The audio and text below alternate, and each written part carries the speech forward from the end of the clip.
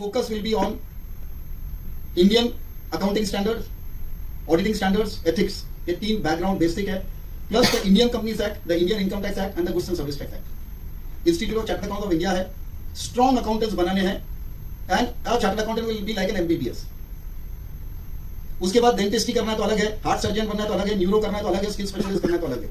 Similarly, we are adding 1 year of self-study, where after becoming CA, if you want to specialize in fraud and forensic, you can take that subject in self-study and do it.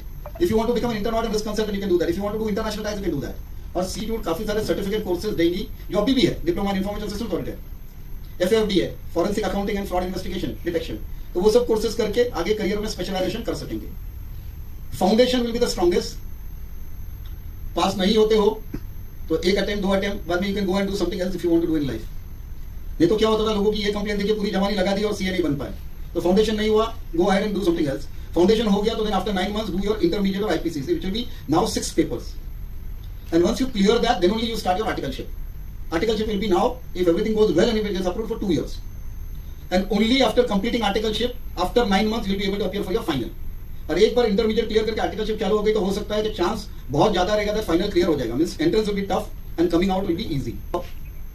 जो subjects है, हो सकता है law foundation में, inter में भी पढ़ा रहे, फाइनल में भी पढ़ा रहे, इकोनॉमिक्स फाउंडेशन में भी पढ़ा रहे, इंटर में भी पढ़ा रहे. तो मल्टीपल लेवल पे नहीं पढ़ाएंगे, एक सब्जेक्ट को एक साथ पढ़ा के खत्म करेंगे. एक ग्रुप में 2 अकाउंट्स है, उसको मर्ज करके एक अकाउंट्स कर देंगे. तो 6 पेपर इंटरमीडिएट में, 6 पेपर फाइनल में, 2 पेपर उधर कम हो जाएंगे. और एक सेल्फ स्टडी लेयर है जिसमें एक कंपलसरी पेपर होगा which is constitution of India, which we never thought which will teach. 2 साल की आर्टिकलशिप में पहले हम लोग नंबर ऑफ डेज वर्किंग के बेसिस पे 1/6 लीव पर रहता था. एक एग्जाम नहीं क्लियर किया, वापस नेक्स्ट एग्जाम के लिए छुट्टी के लिए बच्चे आ जाते थे.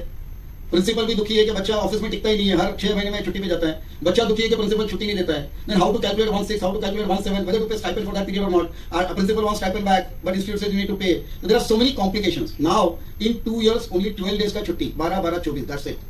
No छुट्टी, no classes, no पढ़ाई. प्रैक्टिकली जितना काम करना है उतना तभी करो. और सीए की 2 साल की आर्टिकलशिप हो गई और एग्जाम क्लियर कर दिया, आप किधर भी जॉब कर सकते हो. अडानी, रिलायंस, आपको नौकरी मिल रही है, आप ले लो. लेकिन अगर आपको प्रैक्टिस करनी है, और प्रैक्टिस का मतलब है सर्टिफिकेट ऑफ प्रैक्टिस इंस्टीट्यूट से लेना है, which means you're going to sign on a certificate or a balance sheet or a tax audit report, then you will have to do 1 more year additional articleship with a CA firm, so that your quality will be much better, and before you put signature as a CA on a piece of paper and sign something, you will be more equipped. That is the plan. So I think whatever I had, I have said. Anyone else wants to add something or otherwise any आपको कोई specific